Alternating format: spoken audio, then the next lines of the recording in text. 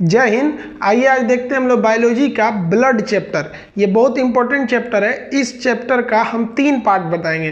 पहले पार्ट में हम लोग ब्लड के बारे में समझेंगे, दूसरे पार्ट में हम लोग ब्लड के क्लॉटिंग यानी खून थक्का कैसे बनता है उसको समझेंगे, और तीसरे पार्ट में ब्लड ग्रुप के बारे में समझेंगे। आप ब्लड ग्रुप में अक्सर क्वेश्चन देता है कि माँ का ग्रुप बी है और पिता का ग्रुप ओ है तो संतान में किसकी संभावनाएं होंगी। तो यह पार्ट आपका, ये वीडियो ब्लड चैप्टर 3 पार्ट में बनेगा। इसका फर्स्ट पार्ट हम लोग स्टार्ट करते हैं। देखिए, ब्लड जो होता है उसको हिंदी में रक्त कहते हैं, उर्दू में लहू कहते हैं। ब्लड का अध्ययन 2 होता है, या तो सेरोलॉजी भी आप उसे कह सकते हैं और हेमेटोलॉजी भी कह सकते हैं। सेरोलॉजी और हेमेटोलॉजी दोनों होता है ब्लड का अध्ययन। अब कुछ ब्लड की हम बेसिक जानकारियां देख लेते हैं पहले, जो आप सबको पता होगा।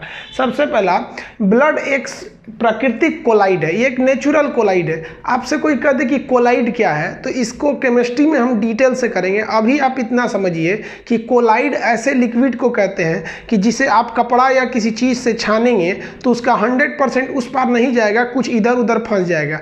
जैसे दूध छानिएगा तो मलाई फंस जाएगा, आइसक्रीम छानिएगा तो ऊपर से कुछ फंस जाएगा, वैसे ही ब्लड छानिएगा तो उसका कुछ हिस्सा नीचे जाएगा, ऊपर फंस जाएगा। तो ऐसे फंसने वाले चीज़ों को हम क्या कहते हैं? कोलाइड। याद रखिए, ये केवल समझने के लिए बता रहे हैं, ये कोई फॉर्मूला नहीं है, लेकिन इस आधार पे आप कोलाइड को इजीली पहचान सकते हैं।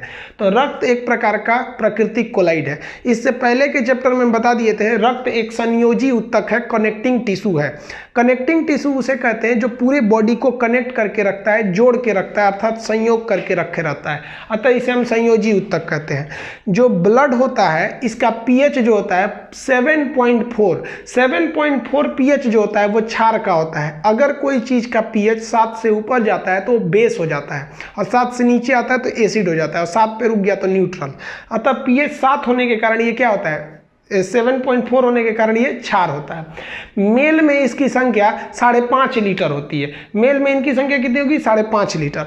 और फीमेल में इनकी संख्या होती है 5 लीटर, अर्थात मेल से आधा लीटर कम होती है। अब ये क्यों आधा लीटर कम होती है? अब किसी से पूछेगा, हम तो एक आदमी से पूछे थे तो बोल रहा था कि शादीशुदा आदमी थे, वो बोल रहे थे आधा लीटर कम इसलिए होता है ताकि वो दूसरे का खून चूस सके।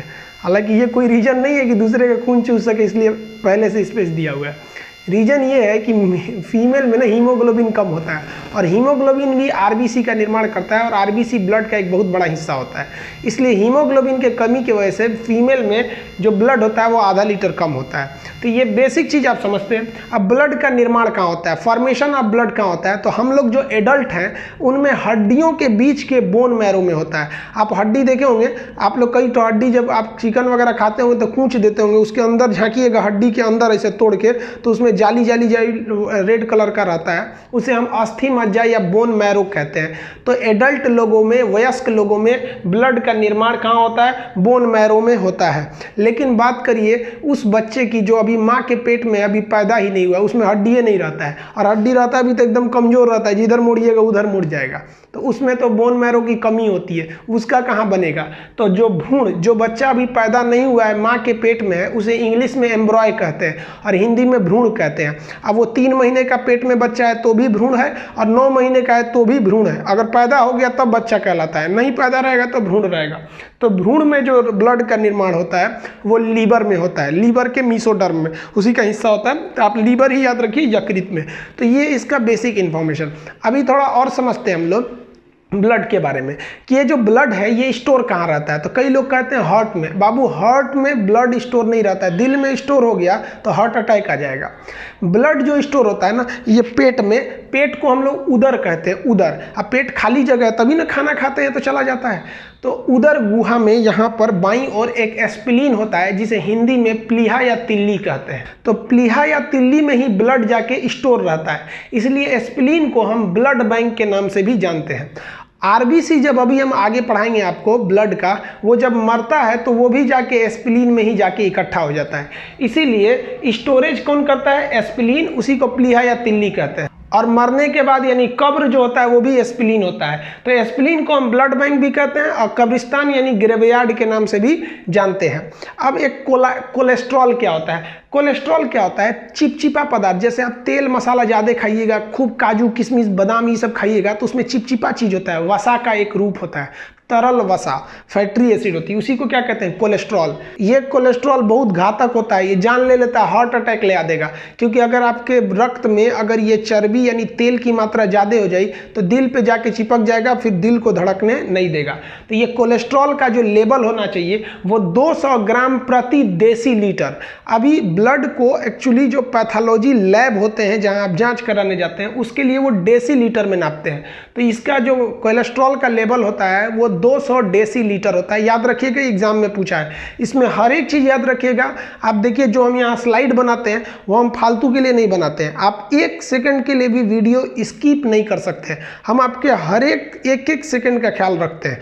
तो आप भी ध्यान से देखिएगा, ये जो इंपॉर्टेंट क्वेश्चन है हम उसी को यहाँ लिखते हैं।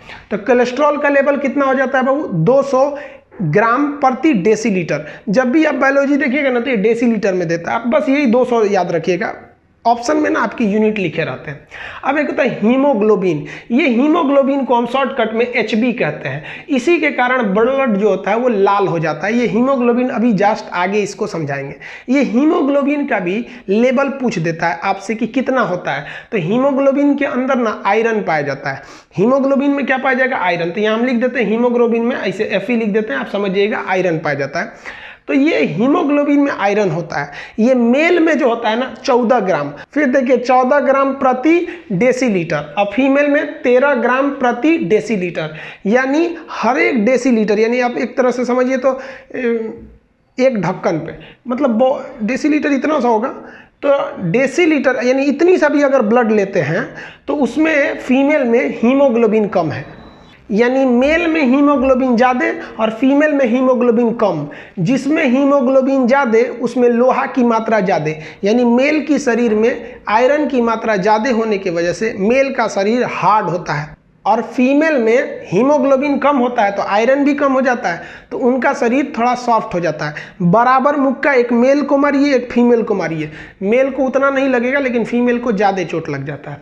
तो वो भी ये आयरन के वजह से होते हैं सब।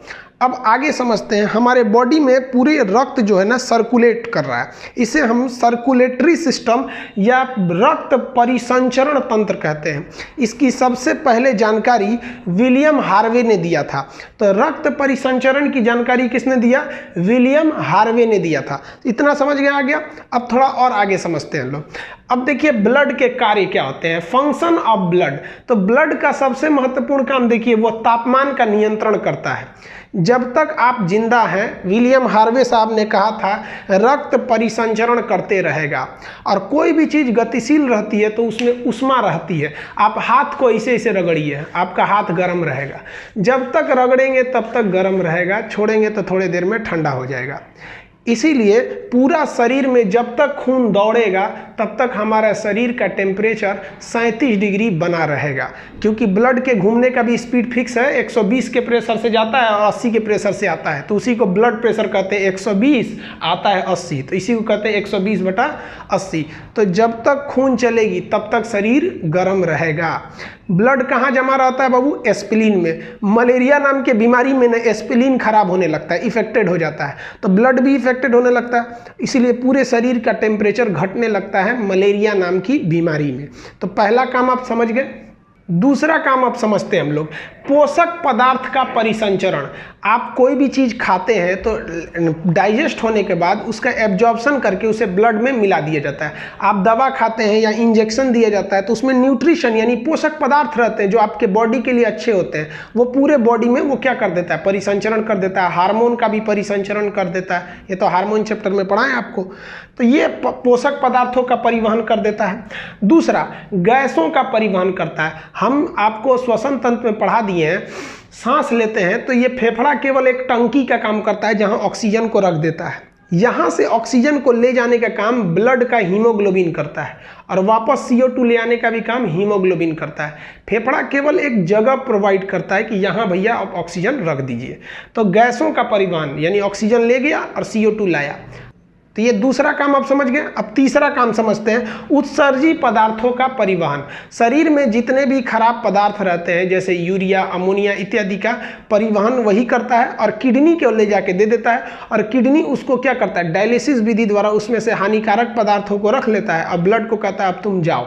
ये हम किडनी में आपको डिटेल से पढ़ा दिए हैं। आप उत्सर्जन तंत्र चैप्टर हेडिंग डालिएगा ना तो आपको किडनी वहाँ पे मिल जाएगा। समझ में आ गया आपको? तो ये तीनों काम आप समझ गए आ गया। तो एक्चुअली आप ये कह सकते हैं कि रक्त टेम्परेचर को नियंत्रित करता है और परिवहन करता है। और परिवहन में आप तीन चीज देख सकते हैं, पोषक पदार्थ यानी न्यूट्रिशन का परिवहन कर सकता है, गैसों का परिवहन कर सकता है, हानिकारक पदार्थों का भी परिवहन करता है। निकालता नहीं है ब्लड से, हानिकारक पदार्थों को लेके घूमता है और किडनी उसमें से घिंच घिंच निकाल लेता है। समझ में आ गया? आप इसको एक स्क्रीनशॉट लीजिए, इसका पीडीएफ डिस्क्रिप्शन में दे दिए हैं। एक्चुअली इससे पहले वाले चैप्टर में हम बोल दिए थे कि डिस्क्रिप्शन में है और देना भूल गए थे, बट अभी उसमें लोड कर दिए हैं, आप देख लीजिएगा। इसमें हम नहीं भूलेंगे पीडीएफ देना, सॉरी इससे पहले वाले वीडियो में भूल गए थे हम पीडीएफ देना। देखिए ब्लड का आपको बेसिक इन्फॉर्मेशन बता दिए। अब ब्लड का हम कंपोजिशन समझते हैं कि ब्लड किस किस चीज़ों से मिलकर बना होता है। तो ब्लड में बेसिकली दो पार्ट होते हैं, एक उसका लिक्विड पार्ट और एक उसका हार्ड पार्ट। तो लिक्विड पार्ट को हम कहते हैं प्लाज्मा। लिक्विड पार्ट हो गया प्लाज्मा, जो पूरे ब्लड का लगभग 60% होता है, कहीं कहीं आपको ये 55% भी मिलेगा।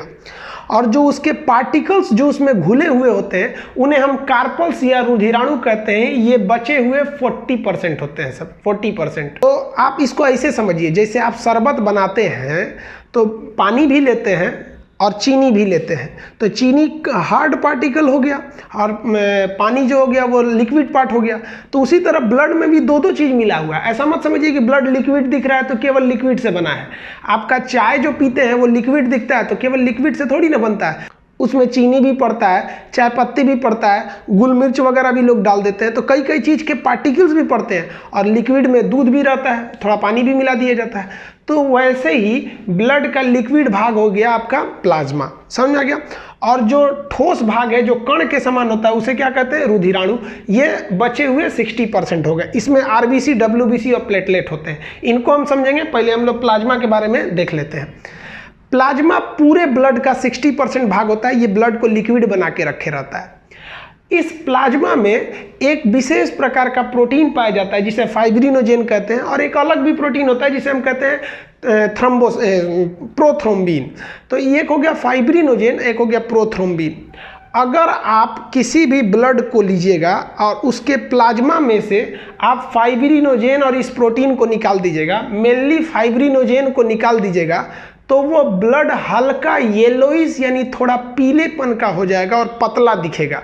ये ब्लड को गाढ़ा करके रखते हैं। तो इनको निकाल दीजिएगा ना तो वह प्लाज्मा पीले रंग का दिखेगा। एक्चुअली प्लाज्मा पीला होता ही है, वो और हल्का पीला हो जाएगा और वो पंछुछुर हो जाएगा, क्योंकि ये गाढ़ा करता है। इसको हटा दीजिएगा तो ब्लड पंछुछुर हो जाएगा और वो पीले रंग का दिखेगा। उसे हम कहते हैं सीरम।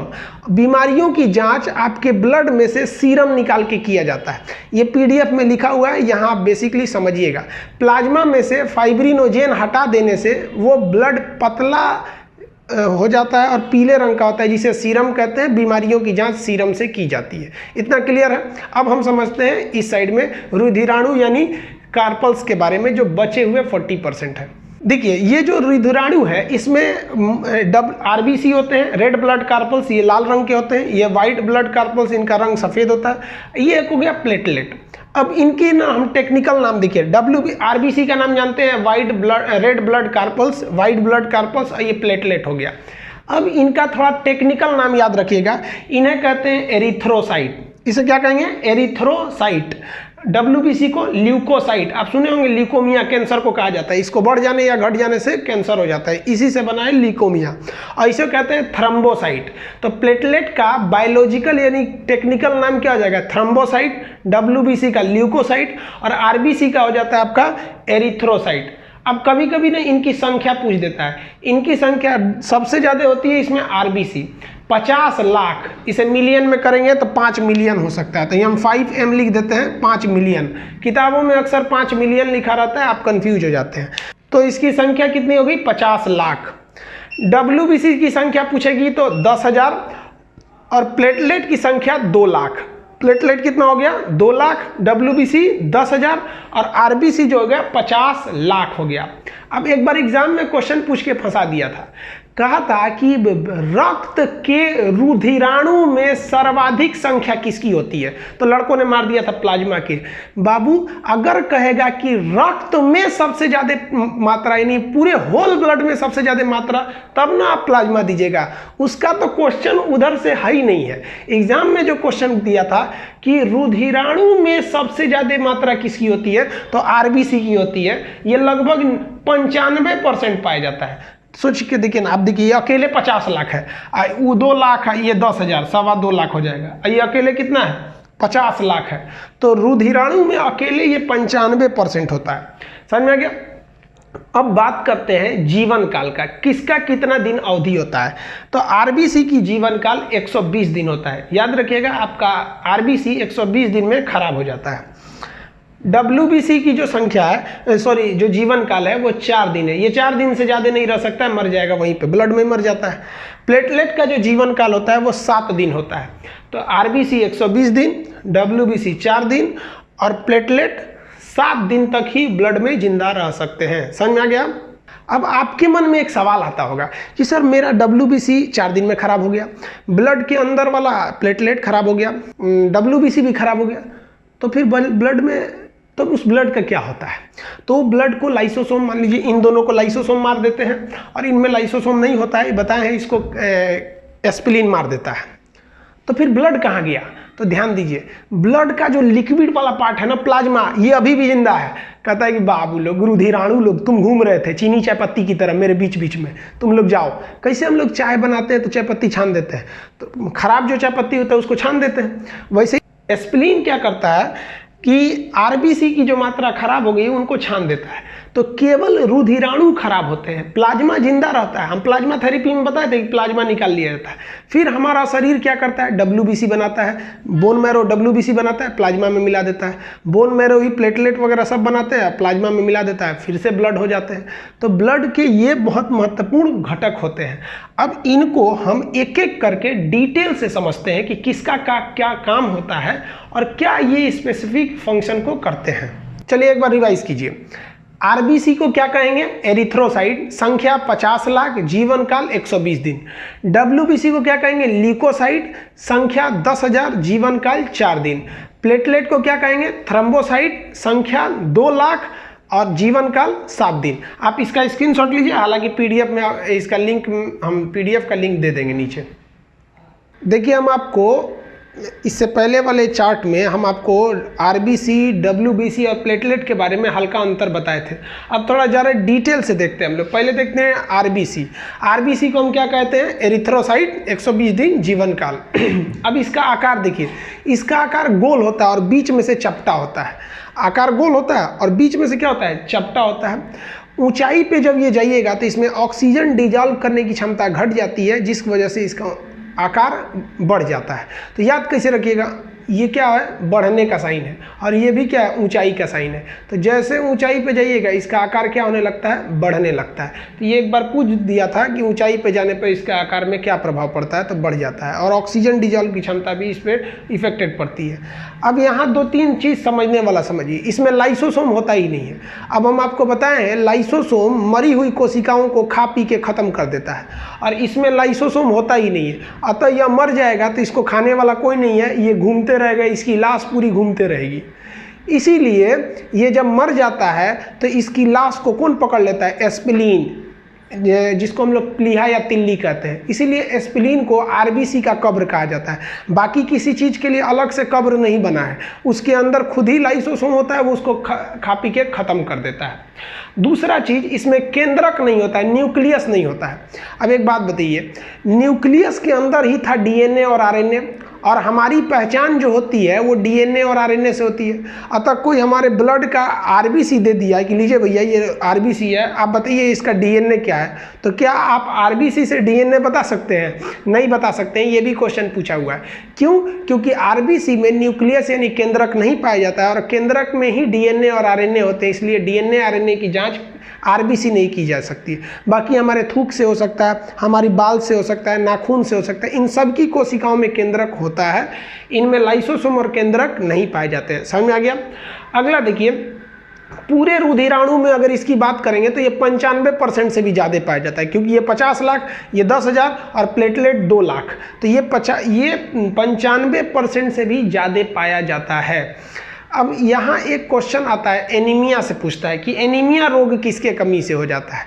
तो देखिए, ब्लड के अंदर क्या मौजूद था, आरबीसी, और आरबीसी के अंदर क्या था, हीमोग्लोबिन। हीमोग्लोबिन का हम आपको फंक्शन समझा दिए थे, यह ऑक्सीजन को ले आने और ले जाने का काम करता है, श्वसन नाम के चैप्टर में, रेस्पिरेशन में। तो देखिए, ब्लड के अंदर क्या है, आरबीसी, और आरबीसी के अंदर क्या है, हीमोग्लोबिन, और हीमोग्लोबिन के अंदर क्या है, लोहा। ध्यान से देखिएगा, हीमोग्लोबिन के अंदर क्या है, लोहा है। अब आप बताइए, अगर आपके बॉडी में लोहा यानी आयरन की कमी होगी तो जेन्युइन है कि हीमोग्लोबिन घट जाएगा, और हीमोग्लोबिन घटेगा तो आरबीसी घटेगा, और आरबीसी घटेगा तो ब्लड घट जाएगा। तो इसी बीमारी को हम क्या कहते हैं, रक्त अल्पता यानी रक्त की कमी, एनीमिया। तो अब क्वेश्चन कहेगा एनीमिया किसके कारण होता है, तो कभी ऑप्शन में आयरन देता है तो भी सही है, हीमोग्लोबिन देगा तो भी सही है, आरबीसी भी देगा तो भी सही है, ब्लड की कमी देगा तो भी सही है, उपरोक्त सभी देगा तो भी सही है। समझ में आ गया कि नहीं आ गया, तो इसमें कंफ्यूज नहीं होइएगा। तो ये हो गया आपका क्या चीज़, आरबीसी के बारे में। ये आरबीसी अगर आपके बॉडी में अच्छे से अवेलेबल है 50 लाख, तो कभी भी आपके अंदर सुस्ती नहीं आएगी, लेजीनेस नहीं आएगी, हमेशा चहल पहल करते रहेंगे। छोटे बच्चों को देखिएगा, उनमें आरबीसी ज़्यादा होता है, हमेशा इधर उधर छटकते रहते हैं सर। हम लोग में हमेशा अजीब टाइप का देता है, देहात में बोलते ना एकदम दहिया भरिया रहा है, हमारा वो भरिया रहा है। बकलोलवा जाके आरबीसी चेक कराओ, हीमोग्लोबिन घट गया होगा, हीमोग्लोबिन घटा होगा। तो हीमोग्लोबिन बढ़ाने के लिए डॉक्टर ना एक आयरन की गोली दे देता है, देखेंगे कैप्सूल टाइप का रहता है, आयरन की गोली खाइए 10 दिन, एकदम बढ़िया से टनटना जाइएगा। तो ये आपके अंदर हीमोग्लोबिन, याद रखिए, अगर आप मेल हैं तो 14 ग्राम होना चाहिए और फीमेल है तो 13 ग्राम। अगर ये नहीं है तो आप स्टूडेंट लाइफ आपका बर्बाद करेगा, एकदम याद रखिए, क्योंकि आप में ना एकदम बदन गिरा गिरा रहेगा। आप लेटिएगा तो तकिया को 3 बार मोड़िएगा, आराम कीजिएगा, पढ़ने जाइएगा तो कॉपिए पलटते रह जाएंगे, फिर सो जाएंगे। तो ये हीमोग्लोबिन को आप अच्छे से मेंटेन किए रहिए। आई होप आप एरिथ्रोसाइट यानी आरबीसी समझ गए होंगे। अब हम समझते हैं डब्ल्यूबीसी यानी ल्यूकोसाइट के बारे में। हिंदी में इसे श्वेत रक्त कणिका और उसे लाल रक्त कणिका कहते हैं। इसका रंग सफ़ेद क्यों हो जाता है, इसका रंग लाल क्यों हो जाता है, तो आपको पता है कि भैया हीमोग्लोबिन के कारण ही रक्त का रंग कैसा हो जाता है, लाल। इनमें हीमोग्लोबिन पाया नहीं जाता, इसलिए इसका रंग सफ़ेद हो जाता है। इसका आकार ना कोई फिक्स ही नहीं होता है, अनिश्चित इर्रेगुलर शेप का होता है डब्ल्यूबीसी, याद रखिएगा। इनमें केंद्रक पाया जाता है, अतः इससे आप डीएनए की जांच कर सकते हैं। जैसे ये हमको शरीर में क्या दिया, चुस्ती फुर्ती दिया था आरबीसी, तो उसी तरह डब्ल्यूबीसी हमसे रोगों से रक्षा करने का काम करता है, हमारी बीमारियों से रक्षा करता है। डब्ल्यूबीसी 10,000 रहना चाहिए। अगर किसी का डब्ल्यूबीसी 10,000 या उससे थोड़ा सा ज़्यादा है तो वो व्यक्ति जल्दी बीमार नहीं पड़ेगा। अक्सर आप देखते होंगे गांव वगैरह के लोग बड़े शक्तिशाली होते हैं, वो जल्दी बीमार नहीं पड़ते हैं। अदू चट होता है एकदम सुकुआ, एकदम ओ माय गॉड खांसी हो गया, ओ माय गॉड बुखार, धूप में निकलेगा तो बुखार हो जाएगा। क्यों? क्योंकि उनका डब्ल्यूबीसी 10,000 से कम है, एकदम झुंझुन्ना हो गया रहता है सब, मतलब इतना बोलते सुकुआर है, सतवासल, एकदम बीमार पड़ते रहेगा वो। तो आप अपना डब्ल्यूबीसी चेक कराइएगा, खास करके कोरोना में तो जल्दी चेक कराइएगा, क्योंकि अगर डब्ल्यूबीसी ठीक है ना तो कोरोना भी कुछ नहीं करेगा, और डब्ल्यूबीसी गड़बड़ है ना तो कोरोना समेट देगा आपको इस बार। तो इसलिए थोड़ा सा इसको चेक कराइएगा। स्टूडेंट लोग खास करके इस चैप्टर पे ध्यान दीजिए। आप केवल पढ़ाई पे ध्यान देते हैं और आपका ये अंदर से बॉडी कमज़ोर है। एक बात बताइए, खूब अच्छा ड्राइवर लाइए और आपकी गाड़ी ही खराब है, पता चला टायर ठीक नहीं है, इंजन ठीक नहीं है, स्टीयरिंग ठीक नहीं है, तो ड्राइवर क्या कर सकता है? आपके अंदर इच्छा है पढ़ने की, लेकिन ये आपकी कमियां हैं, इनको सुधारिए आप, ये ज़रूरी है आपके लिए। तो ये डब्ल्यूबीसी समझे। अब डब्ल्यूबीसी कुछ प्रकार समझिए। मेनली डब्ल्यूबीसी के ना 3 प्रकार होते हैं, एंटीबॉडी, लिम्फोसाइट, मोनोसाइट, और बाकी न्यूट्रोफिल, एसिनोफिल और बेसियोफिल। ये देखिए, बेसोफिल, एसिनोफिल और न्यूट्रोफिल, इन तीनों का कोई विशेष काम नहीं है, इसलिए इनको हम पहले ही साइड कर देते हैं। इन तीनों का विशेष काम है एंटीबॉडी, लिम्फोसाइट और मोनोसाइट। देखिए, लिम्फोसाइट का आकार टी के समान होता है, इसलिए इसको टी सेल या टी लिम्फोसाइट कहते हैं। अब इनका काम क्या होता है समझिए। यही तीनों मिलकर बीमारी से लड़ते हैं। इन पांचों को मिला दीजिएगा ना, तब क्या बनता है? डब्ल्यूबीसी। पांचों को मिला के डब्ल्यूबीसी बनता है। वो एक ही नाम दिख रहा है, लेकिन उसके अंदर कई चीज़ें पाई जाती हैं। तो ये न्यूट्रोफिल, इसिनोफिल और बेसोफिल, इसका कुछ मुख्य काम नहीं है। मेन है एंटीबॉडी, लिम्फोसाइट और मोनोसाइट। देखिए हमारे शरीर में ना पूरे ब्लड है, और ब्लड के अंदर ही WBC और WBC के अंदर ये सब है सब। तो ब्लड तो चारों ओर घूम रहा है। जैसे कोई कीटाणु एंट्री मारता है, मान लीजिए कि मक्खी काटी, मच्छर काटा, खटमल काटा, कुछ भी हुआ, कोरोना घुस गया, कुछ भी घुस गया, जैसे घुसता है तुरंत उसको देख लेता है एंटीबॉडी, कहते रे रे रे इधर कहाँ, इधर कहाँ, अरे अरे अरे अरे आ रहा है, मार मार मार मार। ये बेचारा एंटीबॉडी डर जाता है, अरे बाप रे अकेले मारेंगे, रुक रुक रुक।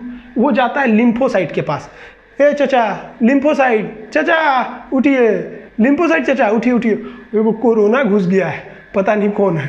तो लिम्फोसाइट का आकार कैसा है, टी के समान है, यानी टी लिम्फोसाइट भी इसको कहते हैं, टी ABC। टी लिम्फोसाइट उठता है, एंटीबॉडी से कहता है क्या हुआ रे, कहा महाराज जो कोरोना आ गया, चलिए मारा जाए। तो लिम्फोसाइट आता है तरना के, कहाँ रे कहाँ रे, धड़ धड़ धड़ धड़ मारता है। अगर लिम्फोसाइट मजबूत है मार के वहीं मार डालेगा, कहेगा इससे जुड़ा हमारे एरिया में आता है, मार दिया लिम्फोसाइट। बीमारी को एक्चुअल मारता है लिम्फोसाइट यानी टी सेल। लिम्फोसाइट मारकर चला गया, अब यह एंटीबॉडी जाके बताता है मोनोसाइट को, ये मोनोसाइट चाचा हम मार दिए उसको, बीमारी को, चलिए आप खा लीजिए। तो मोनोसाइट जो होता है उस बीमारी को खाता है। क्यों? क्योंकि उस बीमारी को अगर खाएगा नहीं तो वहीं सड़ के मर जाएगा। तो बीमारियों का भक्षण कौन करता है? मोनोसाइट। अतः मोनोसाइट का आकार बड़ा हो जाता है। कहेगा कि WBC में सबसे बड़ा आकार किसका होता है? तो मोनोसाइट का। बीमारियों को एक्चुअल में कौन मारता है? तो टी लिम्फोसाइट या लिम्फोसाइट। पहचान यानी रक्षा करने का काम BSF का काम कौन करता है? एंटीबॉडी। ध्यान दीजिए ससुरा, HIV इतना भयानक बीमारी है ना, और कैंसर ऐसा भयानक बीमारी है सब, HIV में यही मर जाता है बेचारा। HIV जैसे होगा ना, लिम्फोसाइटे मर जाता है। अब आप बताइए, लिम्फोसाइट है ये नहीं है, इधर से HIV का वायरस घुस गया, एंटीबॉडी तो देख लिया घुस गया, अब कहेगा ए चाचा उठिए, लिम्फोसाइट चाचा, चाचा मर गई लो, नहीं उठ पाएगा। तो बहुत खतरनाक बीमारी होता है HIV। हो जाएगा तो कहियो नहीं पाएंगे कि हो गई लो है। तो ये भी बहुत खतरनाक बीमारी है। तो आप बीमारियों से लड़ने का पूरा प्रोसेस समझे। जैसे एंट्री मारा, एंटीबॉडी एक्टिव हो गया, मारेगा कौन? लिम्फोसाइट। लिम्फोसाइट का आकार टी के समान। मरे हुए कीटाणु को खाएगा कौन? मोनोसाइट। सबसे बड़ा आकार मोनोसाइट। बाकी न्यूट्रोसाइल, इसिनोफिल, बेसिनोफिल ये कुछ खास काम नहीं है। तो ये देखें, ये चुस्ती फुर्ती दिया, ये बीमारियों से रक्षा किया, ये भी जरूरी है आपके लिए, ये भी जरूरी है। अब बात करते हैं प्लेटलेट को। प्लेटलेट का टेक्निकल नाम था आपका थ्रोम्बोसाइट, हालांकि इसे हिंदी में बिंबाणु कहते हैं। क्या कहते हैं? बिंबाणु।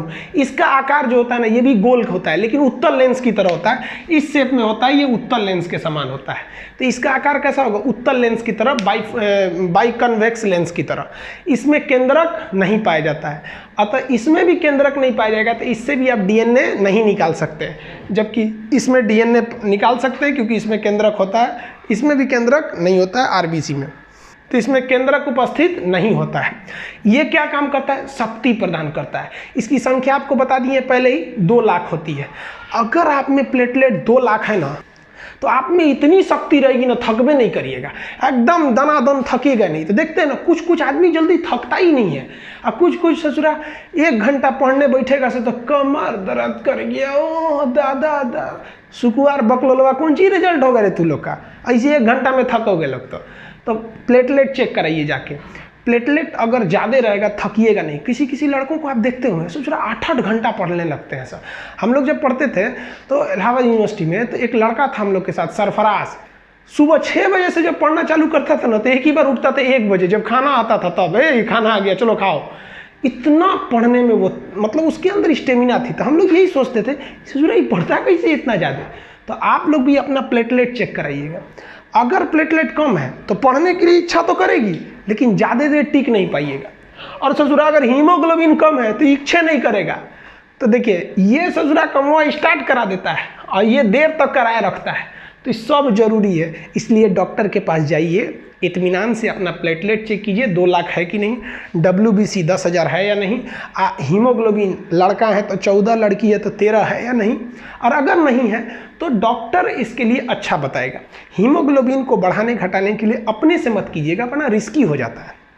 हाँ, हम ये जरूर बता सकते हैं कि प्लेटलेट को कैसे बढ़ाइएगा। देखिए, प्लेटलेट जो होता है ना, वो डेंगू में बहुत घट जाता है। डेंगू में ये प्लेटलेट 30,000 चला आता है, 20-20 हज़ार तक चला आता है।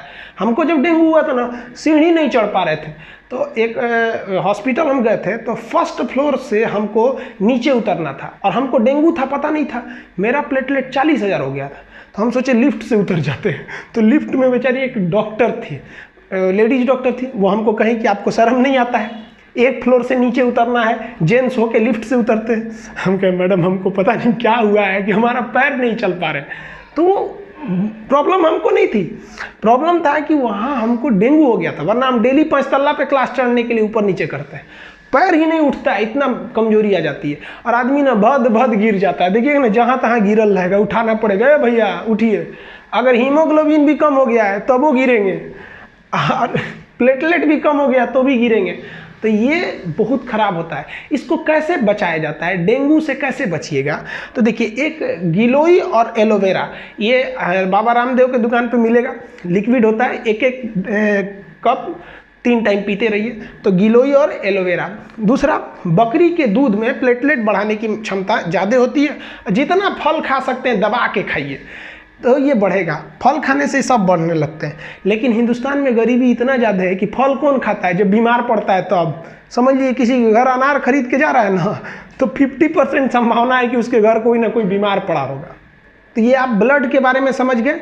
एक स्टूडेंट लाइफ में सबसे पहले ज़रूरी ये है, अगर हमसे कोई पूछता है कि सर किस तरह से पढ़ना चाहिए, तो हम सबसे पहले कहेंगे तू पढ़ाई पहले बाद में कर, पहले ये सब ठीक करके लाओ, डॉक्टर के पास जाओ, 1 महीने पहले अपने इस पे ध्यान दो और थोड़ा बहुत उसी पीरियड में पढ़ते रहो। जब ये अच्छा हो जाएगा ना, तो तुमको पूछना ही नहीं पड़ेगा कि सर हमको इतना नींद क्यों आता है। भैया हीमोग्लोबिन कम रहेगा तो नींद आएगा। अब सर 1 घंटा से ज़्यादा पढ़िए नहीं पाते, भैया प्लेटलेट कम है। सर हमेशा हम उखड़ले रहते हैं, कबो खांसी, कबो सर्दी, कबो कुछ, तो भैया WBC गड़बड़ है। तो भैया आप लोग अपनी पहले बॉडी को सुधारिए। गाड़ी अच्छी रहेगी तो ही ड्राइवर, खराब भी रहेगा तो चला लेगा, समझ आ गया? तो आप अपनी बॉडी सुधारिए। इसका लिंक PDF में है, PDF हम इस बार नहीं भूलेंगे, पिछले PDF में वीडियो में भूल गए थे। आप इसका एक स्क्रीनशॉट लेना चाहते हैं तो ले सकते हैं। नेक्स्ट वीडियो में हम समझेंगे ब्लड के क्लॉटिंग के बारे में।